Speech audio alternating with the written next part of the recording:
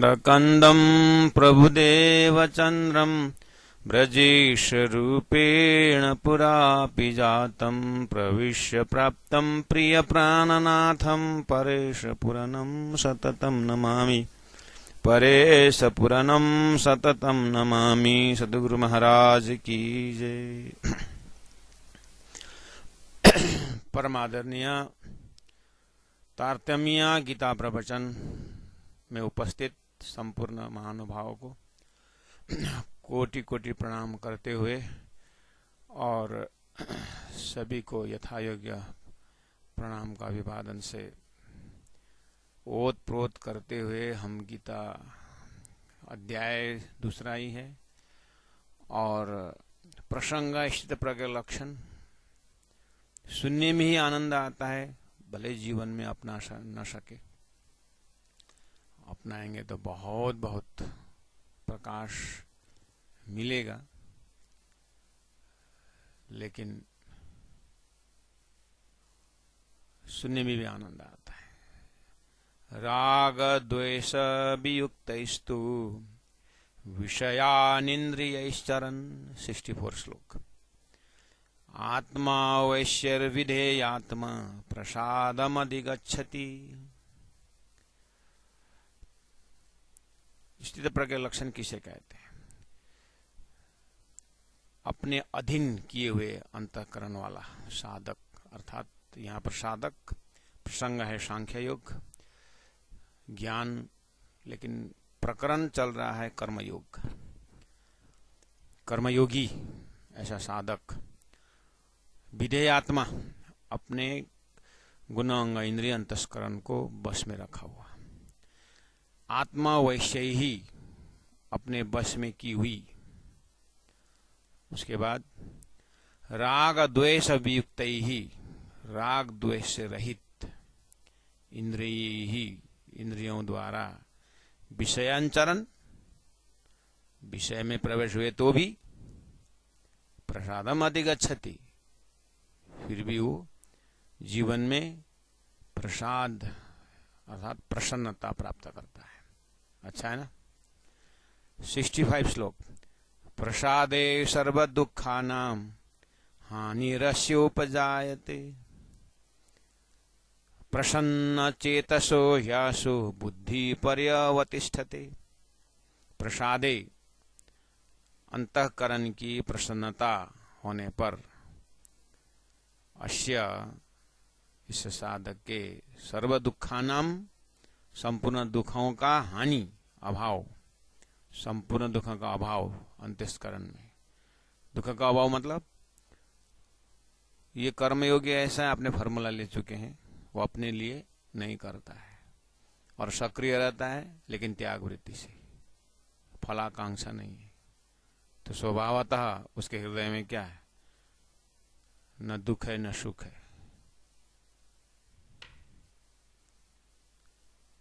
इसीलिए दुखानाम हानि, हानि मतलब अभाव, उपजायते अभाव हो जाता है, यानी उसके अंदर नहीं रहता है। कर्मयोगी के हृदय के अंदर जा करके झांकेंगे ना, वो बिल्कुल प्रसन्न रहता है। कर्म बहुत कर रहा है, कर्म नुकसान भी हो सकता है, फायदा भी हो सकता है, उसे कुछ असर नहीं करते, क्यों? उसे स्वार्थ है ही नहीं। ऐसा अंतस्करण वाला और प्रसन्न चेतसा, ऐसे प्रसन्न चित्त वाले कर्मयोगी की जो बुद्धि ही आशु, आशु का तो शीघ्र ही, ऐसे बुद्धि, ऐसे की बुद्धि शीघ्र ही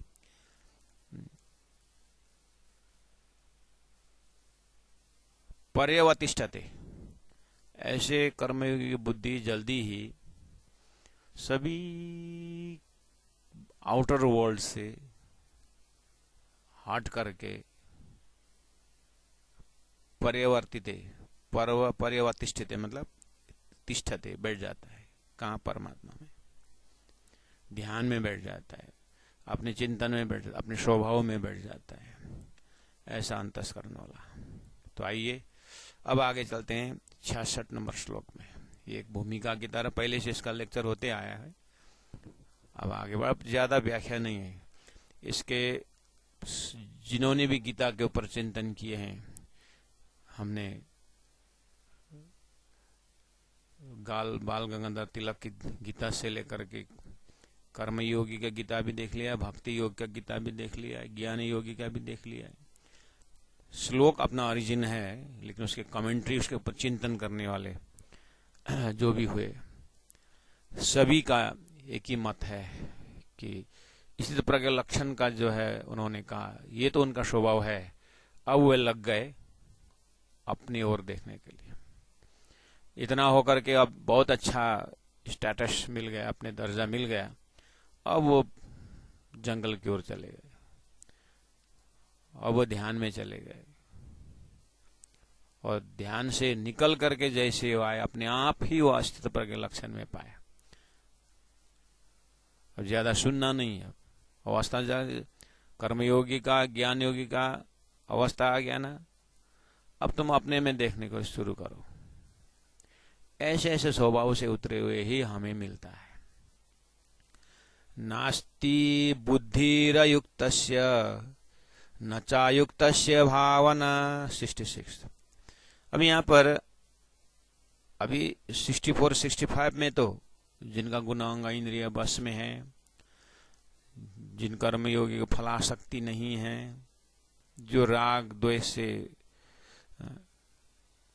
फ्री है, मतलब, तो इसका व्याख्या हुआ। अब राग द्वेष होने से क्या होता है, यानी जिसकी बुद्धि अजागृत है उसका क्या होता है, उस हिसाब से क्या है। अयुक्त पुरुष के लिए श्रेष्ठ बुद्धि का अभाव रहता है, और भाव चिंतन में वो बहुत दरिद्र रहता है, और उसके पास शांति का अभाव रहता है, उसके पास सुख का अभाव रहता है। यानी बुद्धि स्थिर न होने से, जिसकी बुद्धि स्थिर नहीं है, बुद्धि चंचल है, बुद्धि को लक्ष्य नहीं मिला हुआ है, बुद्धि उद्देश्य विहीन है, भ्रमित है, जिसकी बुद्धि, उसका क्या दशा होता है, तो कह रहे हैं कि अयुक्त पुरुष के लिए श्रेष्ठ बुद्धि का अभाव रहता है।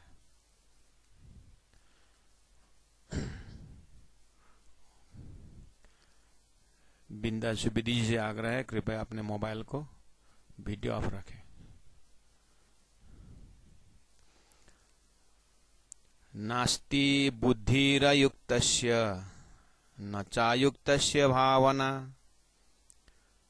न चा भावयत शांति ही अशांतस्य कुतः सुखम। 64 और 65 का ठीक उल्टा क्वालिटी वाला। जिनकी बुद्धि स्थिर है, चंचल है, शरीर जिसकी बुद्धि स्थिर नहीं है, उसका क्या होता है, बोले अयुक्तस्य। श्लोक में देखिए, न अस्ति बुद्धि ही अयुक्तस्य। अयुक्तस्य, जिसके इंद्रियों में, जिस न जीते हुए मन और इंद्रियों वाले पुरुष में, न जीते हुए मन, यानी जिन्होंने मन को नहीं जीता है, जिनको मन को बस में नहीं रखा है। मन चंचल इसीलिए है, उसको जिस वस्तु के लिए मैं दौड़ रहा हूं, ये वस्तु मुझे दुख देने वाला है, ऐसा ज्ञान नहीं, उसको सुखी है, ये जो है संसारी वस्तु मुझे सुखी देता है। उसी को प्राण जी ने संसार को, तारतम्य गीता प्रवचन में हमें प्राण जी को याद तो आती रहती है पल पल। उन्होंने संसार को मृगजल कर दिए।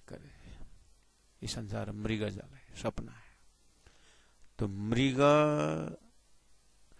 मरुभूमि में जल देख करके दौड़ता है, हमारा मन भी ऐसे में दौड़ता है। संसारी चीज, मान सम्मान, संसार में जो स्वयं अपने आनंद में दीक्षित और शिक्षित न होकर के मन दूसरों में जाता है, ये बहुत बड़ा भ्रम मन ने पाल के रखा है।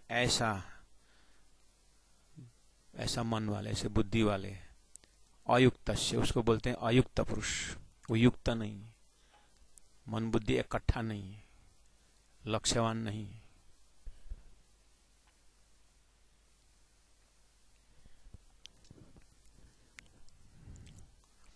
न अस्ति बुद्धि अयुक्तस्य। तो अयुक्तस्य न जीते हुए मन और इंद्रियों वाले पुरुषों में बुद्धि ही न अस्ति, बुद्धि नहीं होती है। कौन सी बुद्धि नहीं होती? निश्चयात्मिका बुद्धि नहीं होती है। बुद्धि तो होती है लेकिन निश्चयात्मिका बुद्धि नहीं होती। अब इसको एकदम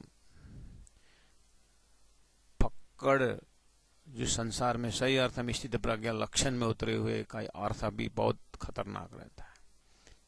और ऐसे ही साधारण व्यक्ति को तो शब्द पचाना भी विश्वास नहीं लगता है अपने हृदय में, ऐसा कैसे हो सकता है। तो निश्चयात्मिका बुद्धि जो है, तारतम्य भाषा में कहा जाए, तारतम्य टर्मिनोलॉजी में कहा जाए, मुझे राज्य के सिवाय कुछ नहीं चाहिए, ऐसी बुद्धि। निश्चयात्मिका बुद्धि मतलब ऐसी बुद्धि, मुझे एक सिर्फ राज्य चाहिए, परमात्मा चाहिए, ऐसे बुद्धि को निश्चयात्मिका बुद्धि बोलते। वो बुद्धि नहीं होती है किसके पास? अयुक्तस्य, जिन्होंने अपने गुण अंग इंद्रियों को नहीं जीता है, उसको बुद्धि स्थिर नहीं होती है। स्थिर बुद्धि का मतलब क्या है? एक परमात्मा को पाना। अब इसका पर्सनिफिकेशन, इसका एक परमात्मा को मुझे पाना है, ऐसे व्यक्तित्व तो आपको अभी तक से सदगुरु के जीवनी देखिए, प्राणनाथ जी के जीवनी देखिए, तो लोकेशन पता चलता है। हाँ, सदगुरु महाराज के ऊपर इतने सारे प्रलोभन आए, लेकिन वो अटके नहीं कहीं पर।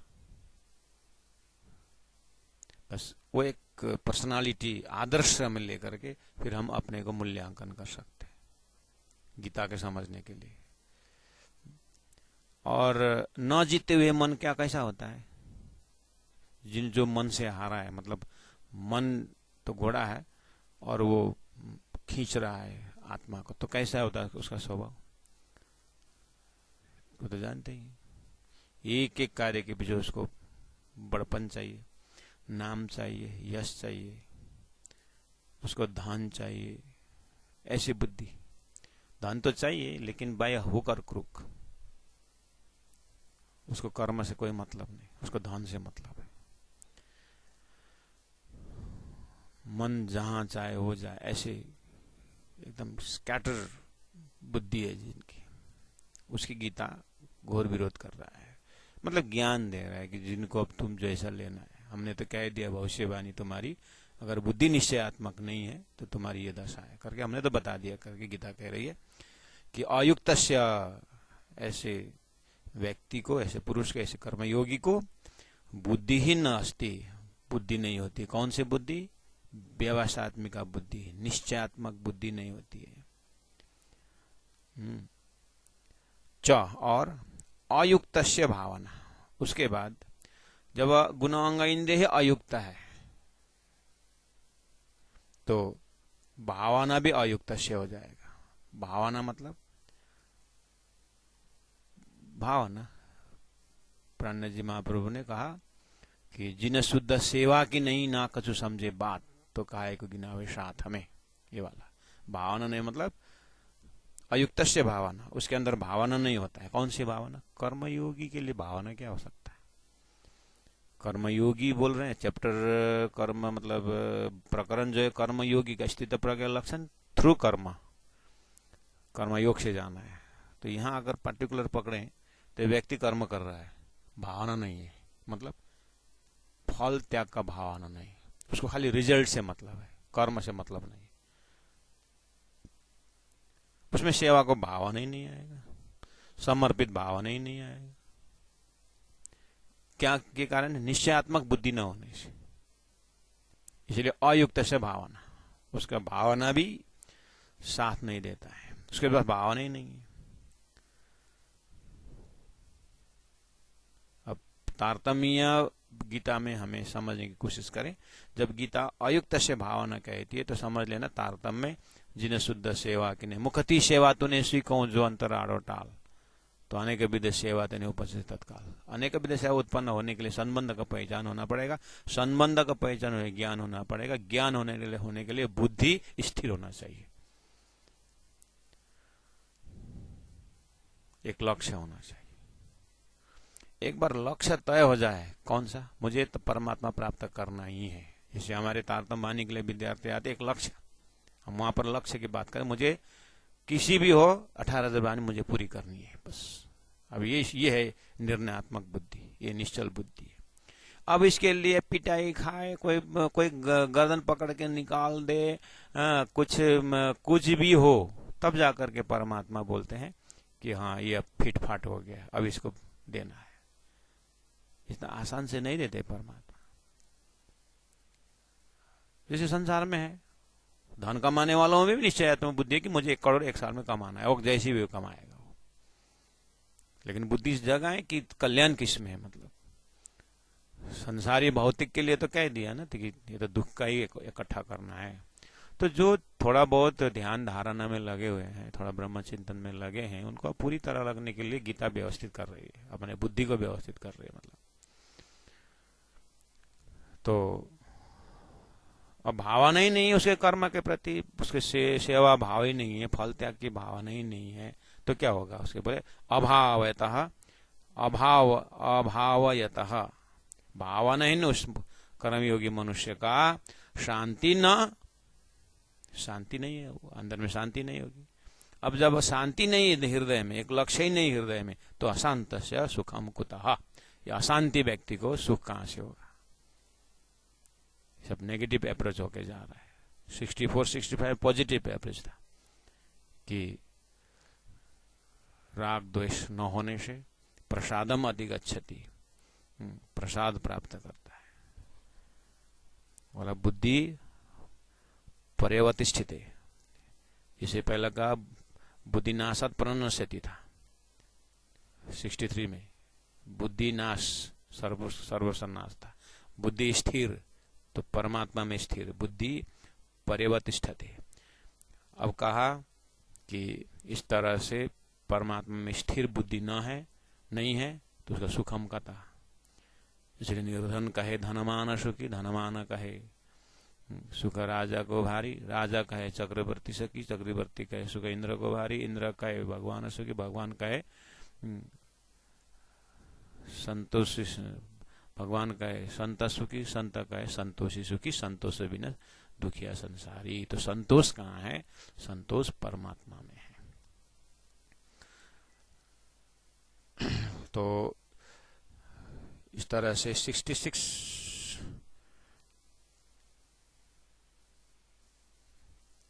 तो कंक्लूजन ये श्लोक हम जिस तरह से कल कर दें कि कर्मयोगी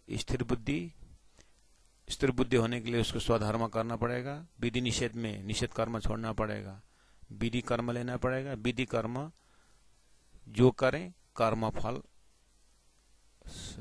का त्याग करके करें, और वो अंकुर है हमारे में। जैसे एक माता होने के कारण बच्चों की देखभाल करती है, उसमें स्वार्थ नहीं रहता है, तो ऐसा हो रहा है। कर्मयोगी जो भी मेरे पास है, शरीर भी मेरा नहीं है, कर्मयोगी क्या शरीर भी मेरा नहीं, ये किसी का है, किसी का दिया हुआ है, तो तुझको तेरा अर्पण करके जो भी करेगा वो समाज के लिए, परमात्मा के लिए करेगा, अपने आप को से अलग रखेगा। तो अब जो भी फल होगा उसका कोई चित्तवृत्ति जाएगा, मैंने स्वार्थ से किया नहीं, जिसका था उसको कर दिया, उसको ठीक नहीं लगा इसलिए नहीं दिया। उसको न मान से मतलब, न सम्मान से मतलब, न यश से न अपयश से। इज्जत उसी की, इज्जत का डर उसी को है जो इज्जत है, बेइज्जत तो उसी का डर है, उसी की इज्जत है, उसके बाद न इज्जत न बेइज्जत, वो तो कर्मयोगी है।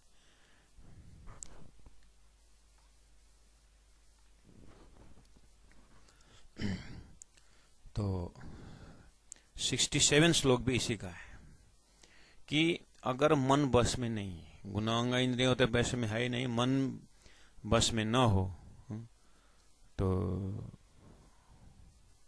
एक ही मन उसको काफी हो जाता है, बुद्धि को हरण करके ले जाती है। उदाहरण देते हैं, जैसे नौका पानी में है तो हवा आया तो नाव का क्या हालत हो जाता है, या तो कहीं ले जाकर टकरा के खत्म कर देता है या तो पानी में डुबा देता है। इस तरह जिसका मन स्थिर नहीं है, लक्ष्य में स्थिर नहीं है, तो थोड़ा सा भी इच्छा चाहना, कोई आउटर जो अटैक तो भी होता है, वो अपना लक्ष्य छोड़ छाड़ के वो कहां से कहां पहुंचा देता है। इसका भाव आ रहा है 67 में। चलते पढ़ते हैं। इंद्रियाणाम ही चरताम यन्मनोनुविधीयते, इंद्रियाणाम ही चरताम यन्मनोनुविधीयते, तदस्य हरति प्रज्ञाम वायुर्नावमिवाम्भसि। ही एवं अम्बसी मतलब जल में जल में, नावम वायु, नाव को वायु हरति हर लेती है, वैसे ही चरताम इंद्रियाणाम विषयों में विचरती हुई इंद्रियों में से मनः मन ही यत अनुविधीयते जिसके साथ रहता है, मन जिसके साथ रहता है, तत् अस्य प्रज्ञाम वह एक ही इंद्रिय अस्य इस अयुक्त पुरुष, लक्ष्यहीन पुरुष को, गुनाह इंद्रिय में बस में नहीं है, जो पुरुष को क्या करता है, हरती हर लेती है, प्रज्ञाम बुद्धि, उसको बुद्धि हर लेती है, बुद्धि को हर लेती है, मतलब ऐसा मन। प्राण जिने मन को हारे हारिए, मन को जीते जीत मन ही देवे, सतसाय भी मन ही करे भजित करके बहुत दिया है। मन को कितने खाली स्वरूप साहिब खोल करके मन के लिए जो क्या उछल चौपाई सेलेक्ट करके हम मनन करेंगे तो मन का दर्शन हो जाता है।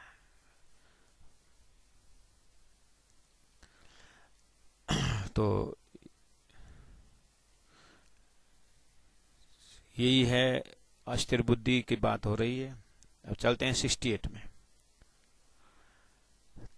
अब कंक्लूजन क्या दे रहे थे, श्लोक नंबर 60 और श्लोक नंबर 60 में अगर आपने देखा है, श्लोक नंबर 60 में आया है, यततो ह्यपि कौन्तेय पुरुषस्य विपश्चितः इंद्रियाणि प्रमाथिनि हरन्ति प्रसवम मनः। बोला कि मेहनत करने पर भी, लेकिन रस बुद्धि होने के कारण, मेहनत करने पर भी रस बुद्धि होने के कारण, मतलब पदार्थ में आसक्त होने के कारण, इंद्रियाणि प्रमाथिनि, इंद्रिय इतने बलवान है कि हरन्ति प्रसवम मनः, मन को हरण कर लेता है। तो मन बुद्धि को हरण कर लेता है। इस तरह से 60 में था, तो 68 में उसका कंक्लूजन कर दिया तस्मात् शब्द से। क्या बोले, तस्मात् अस्य महाबाहो निगृहीतानि सर्वशः। तस्मात् इसीलिए महाबाहो, हे महाबाहो अर्जुन, अस्य इंद्रियाणि इंद्रियार्थेभ्यः सर्वशः निगृहीतानि, तस्य प्रज्ञा प्रतिष्ठिता। स्थित प्रज्ञा कौन है, किसकी बुद्धि स्थिर है? बोले इंद्रियाणि इंद्रियार्थेभ्यः, इंद्रियों को इंद्रियों के विषय से सर्वशः निगृहीतानि, सर्व प्रकार से निग्रह की हुई है, उसकी तस्य प्रज्ञा, उसकी बुद्धि प्रतिष्ठिता, उसकी बुद्धि स्थिर होती है। तारतम्य सिलेबस में गीता श्रवण कर रहे उन महानुभाव सुंदर साथ जी से आग्रह है, यही चीज है। गुरुजी मंगलदास जी ने आत्मसोपन में 5 ज्ञानेन्द्रिय, 5 कर्मेंद्रिय, 4 अंतस का जो लिस्ट बना के दिए हैं, और जो विषय उसका भी रख दिया और उसका देवता भी रख दिया। वो आत्मसोपन ग्रंथ को देख करके बहुत पुराने जमाने में इटली में जब शंकराचार्य जी आए थे, आदि शंकराचार्य नहीं, जो वर्तमान शंकराचार्य जो भी होते हैं, वो दंडीवान थे वो, तो पूरा मंदिर का भव्य स्वरूप देख करके उन्होंने कुछ आग्रह किए अपने हजूरी से, ये मंदिर जो हिंदू कृष्ण प्राणी मंदिर ही है, इनका कोई साहित्य है, मांगो ना। तो आप उस समय आपस में भीम पंडित जी थे, तो उनसे आग्रह तो क्या दूं, तो जल्दीबाजी में एक उनका आत्मस्वपन किताब निकल गया गुरु जी की, तो आत्मस्वपन ले जाकर दे। एक बार ऐसे देखे, सच देखे, उसके बाद ओहो, इस संप्रदाय में भयंकर विद्वान और परमहंस है, ये किताब पूजनीय है करके आत्मस्वपन ग्रंथ शंकराचार्य ने ले गए। और हमारे सुंदर शाह जी के घर घर में ऊपर से पड़ा हुआ है, कभी खोल के देखते नहीं। उसमें गुरु जी ने ऐसी गीता का ज्ञान सब रख दिया है। 5 ज्ञानेंद्रिय, 5 कर्म और 4 अंतस्करण। इसलिए बैराट के शुरुआत में पहला ही वो तारतम्य की कुंजी के रूप में गुरुजी दीनदयाल महाराज ने ले रखे। गुरुजी के आत्मस्वपन को दीनदयाल गुरुजी ने विराट सिखाने से पहले ये आत्मस्वपन कंठस्थ कराते थे, और उन्होंने अपनी किताब में लिखी भी है कि आत्मस्वपन जो पुस्तक तारतम्य की कुंजी, विराट की कुंजी करके लिखा हुआ है। तो वहां जब हम मेहनत करते हैं तो इसमें और रस आ जाता है। तो यहाँ कहा गया तस्मात् अस्य महाभाव, हे अर्जुन, कि निगृहितानि सर्वशः गुणांग इंद्रियों को विषय से हटाना है, तभी फुर्सत मिलेगा। अब चौपाई में सदगुरु के वितक में तो ऐसा जगह जगह सदगुरु को जीवन ही निगृहितानि है, प्राण जी का जीवन ही निगृहितानि है। उदाहरण के लिए कितना देखेंगे, लालदास जी महाराज का जीवन ही निगृह, छत्रसाल महाराज के जीवन ही निगृहितानि, मतलब निगृह की वजह हटा हुआ। सर्प का ना दांत निकाल दिया जाए, जो विशाल जो दांत होता है वो निकाल दिया जाए, क्या होगा सर्प का। ऐसे हमारे अंदर से ना वो जो स्वार्थ बुद्धि निकल दिया जाए परमात्मा की कृपा से, फलाशक्ति का जो अंकुर है वो निकाल दिया जाए। कल्पना करिए कैसी स्थिति हमारी होती होगी। लगता नहीं है डायरेक्ट परमात्मा के रूप हो गया। ब्रह्मविद ब्रह्मैव भवति श्रुति, यही जगह है। नेट गया। ब्रह्मविद ब्रह्मैव भवति श्रुति में आ जाता है। एडमिशन होता क्या आ गया।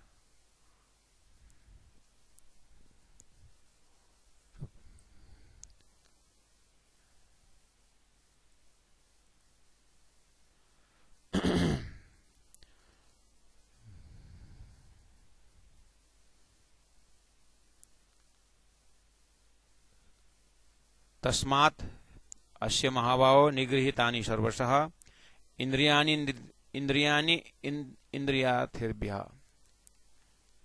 इंद्रियों को इंद्रियों के विषय से हटाया जिसने, उसको बोलते हैं प्रज्ञा प्रतिष्ठितः।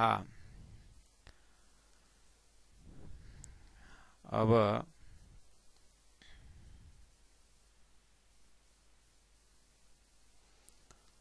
अपने अंदर देखना, निगृहतानि हमारे अंदर कितना है, हम अपने आप को परीक्षा करना चाहिए। कुछ कुछ तो अनुभव कर सकते हैं, मतलब मुझे उस विषय से मेरा मन हटा कि नहीं हटा, ये तो शास्त्र में तो क्या ही दिया, हटाना चाहिए। हमारा भी तो कुछ अनुभव होगा कि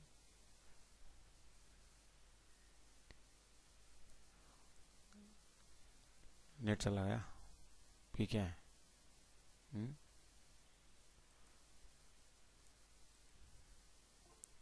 तो दूसरा नेट जोड़ दे, तेरे वाला थोड़ा बहुत।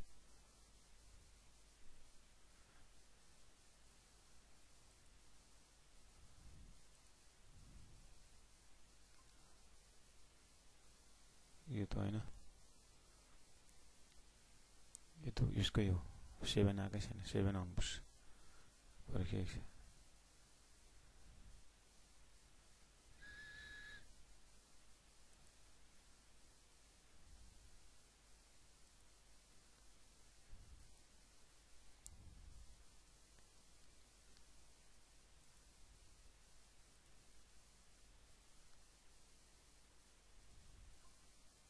ये चालू करना, यो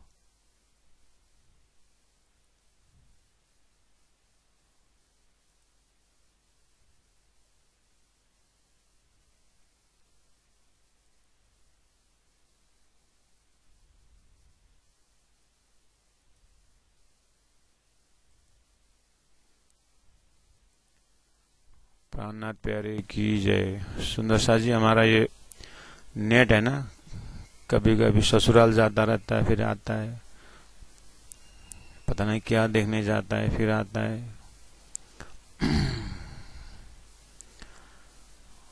ये भी एक राज्य की लीला में ही आती है। तो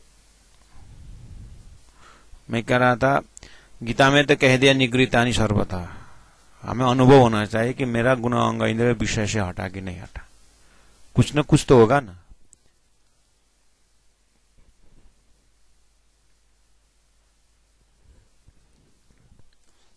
घर में छोटी भांजी है, और भांजी की माँ ने कुछ खिलौने उन्होंने बच्ची के लिए लेके आए।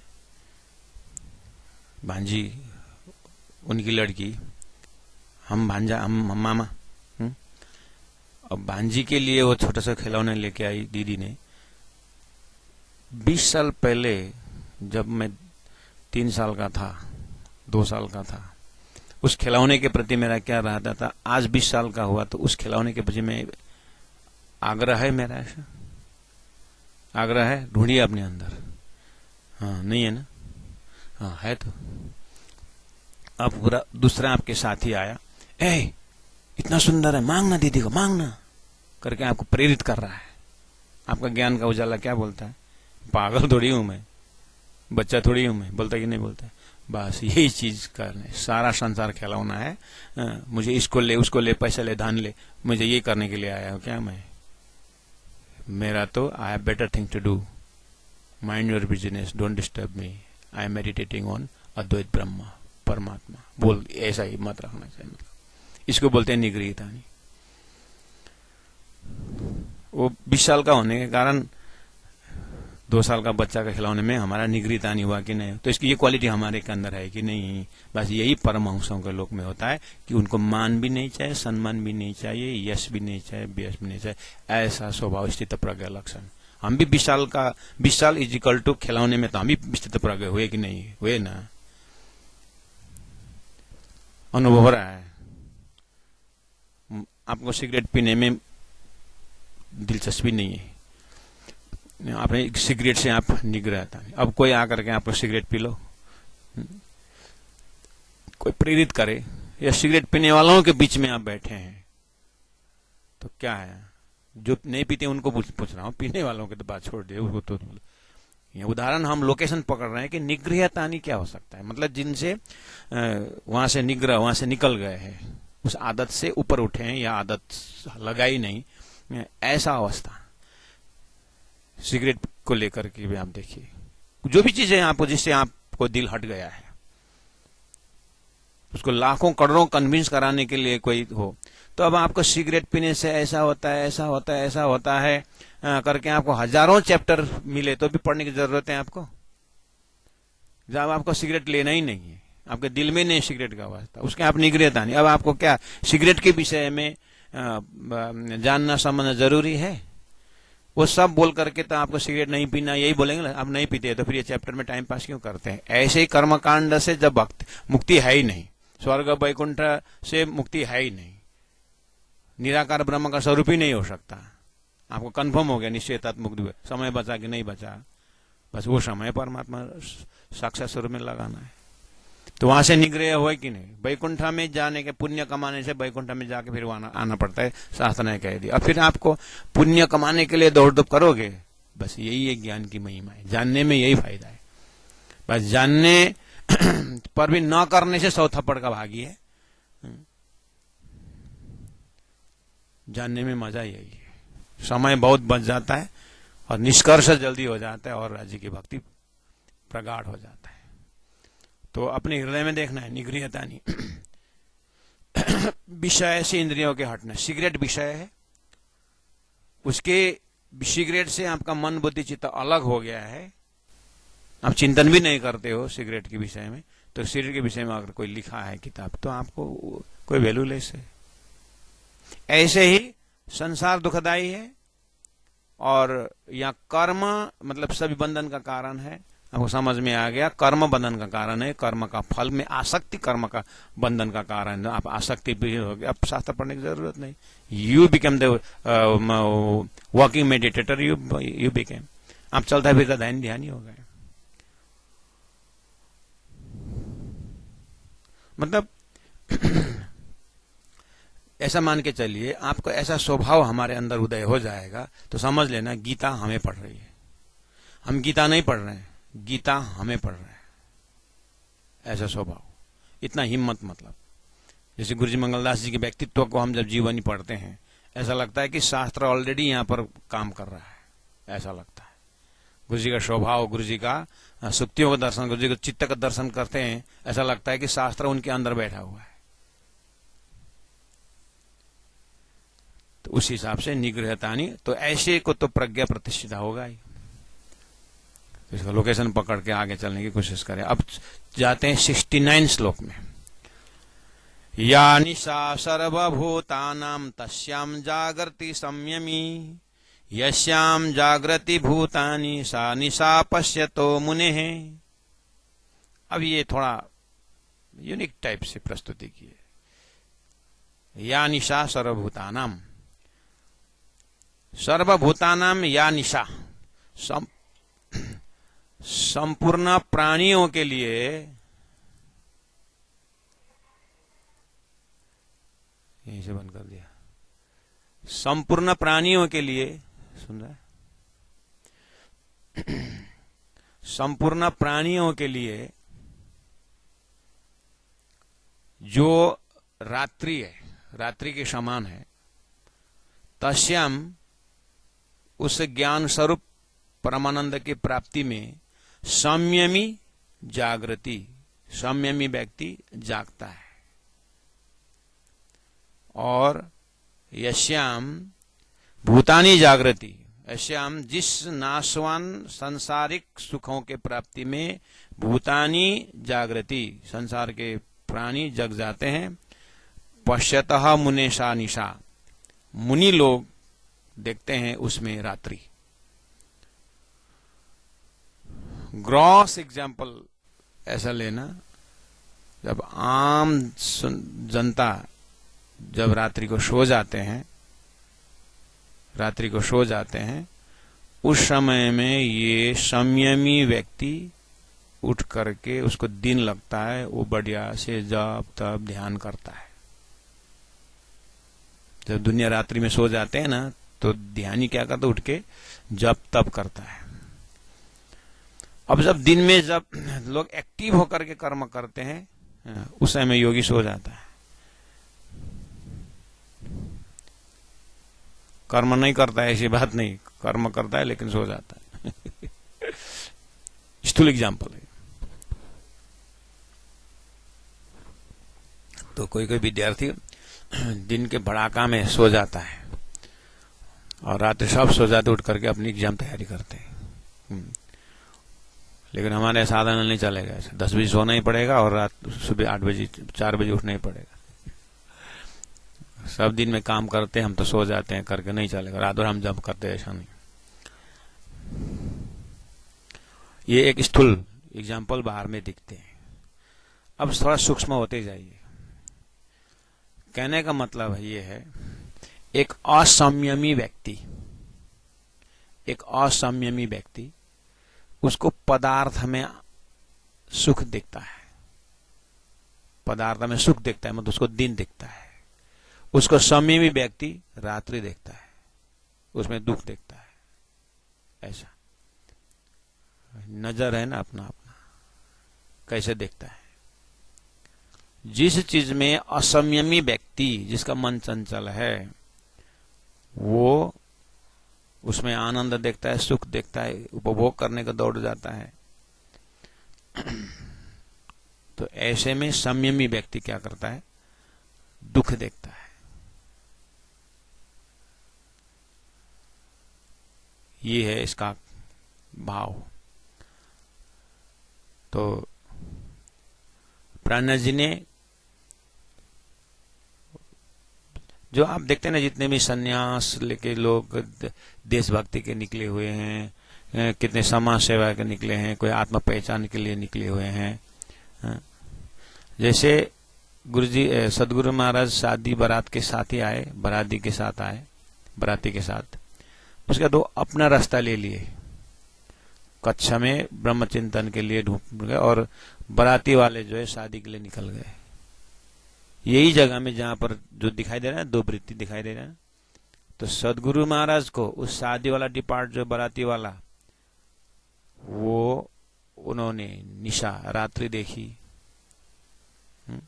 जिन्होंने उन्हें दिन देखा था, और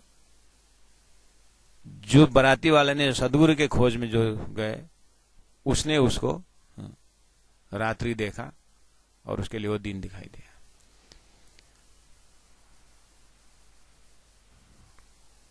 तो यही एक हृदय में ढूंढना पड़ेगा। या निशा सर्वभूतानाम तस्याम जागृति संयमी। और जैसे आहार निद्रा भय मैथुन सामान्य में तत्पशु भी समानम धर्मो तेषाम, ऐसा भी श्लोक बोलते हैं। तो हृदय में ठसा कर रखिएगा, जिस वस्तु में, जिस प्राकृतिक शेड्यूल में लोगों को आसक्ति और उसके ऊपर मेहनत ये करके जो एक आसक्ति हो करके प्रवृत्ति मार्ग जो अपनाए हुए हैं, इसमें संयमी व्यक्ति परमहंस स्थित प्रज्ञ क्या देखता है, ये सब रात्रि देखता है, अर्थहीन देखता है, सारहीन देखता है। और जो अब उसको जो आसक्ति व्यक्ति संन्यास में, त्याग में उसको अंधेरा दिखता है, कोई आनंद मजा नहीं देखता है उसमें। तो उसमें सन्यासी बिल्कुल प्रकाश देखता है, बिल्कुल उजाला देखता है। इसलिए इसका सोचने का ढंग ही अलग है। ऐसा भी लक्षण बताया, या निशा सर्वभूतानां तस्याम जागृति संयमी तस्यायाम जागृति भूतानि सा निशा पश्यतो मुने। अब श्लोक नंबर 70, 71 और 72 हमारे बीच तीन श्लोक है।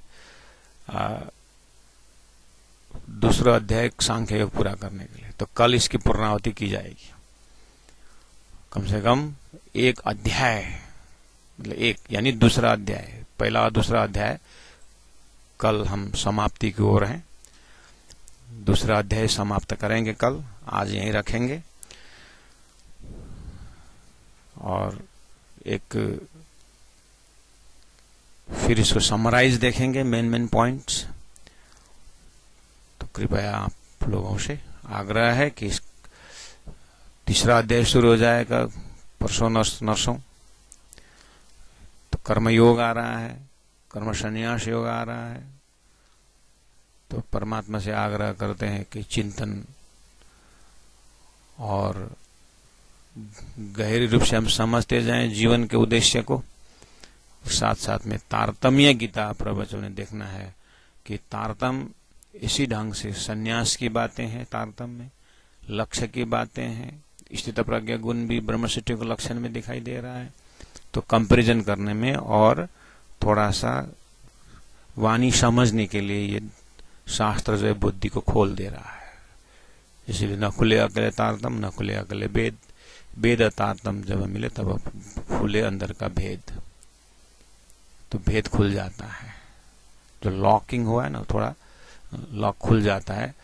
तो फिर हृदय में उर्वरा शक्ति आ जाता है। तो फिर खासी जीनी खेड़ी, खासी जानी खेड़ी जिमी जल सेचियों आधार। शास्त्र द्वारा हम जब हृदय में हल चलाते हैं तो तारतम का बीज पूरा रूप से उग जाता है। पूर्णमदः पूर्णमिदं पूर्णात् पूर्णमुदच्यते पूर्णस्य पूर्णमादाय पूर्णमेवावशिष्यते। बोलो श्री प्राणनाथ प्यारे की जय, सद्गुरु महाराज की जय।